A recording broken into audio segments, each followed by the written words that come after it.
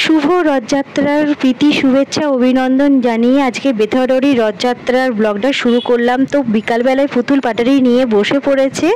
আমরা এখন যোগা ক্লাস থেকে বাড়ি ফিরছি, তখন রথটা দেখেই বাড়ি ফিরবো। তো কিছু খেলনাপাতিও বসেছে এখানে, জানোই রথের মেলাতে এগুলো সব বসেই সাধারণত।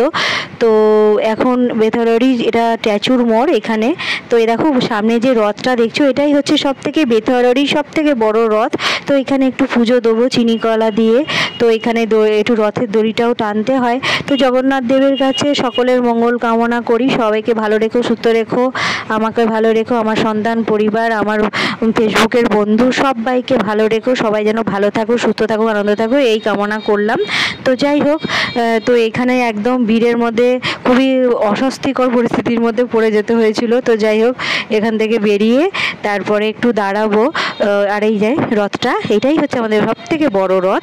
তো এই দেখো এখন কিছু ছোট রথ যাবে, ছোট ছোট মানে এর থেকে ছোট রথগুলো। এই দেখো একটা গেল, তারপরে এই দেখো ছোট, অনেক তো রথ হয়, সব জায়গায়ই হয় সাধারণত। তো যাই হোক, আজকে রথযাত্রার ব্লগটা এখানেই শেষ করলাম। ভালো থেকো, সুস্থ থেকো, টাটা।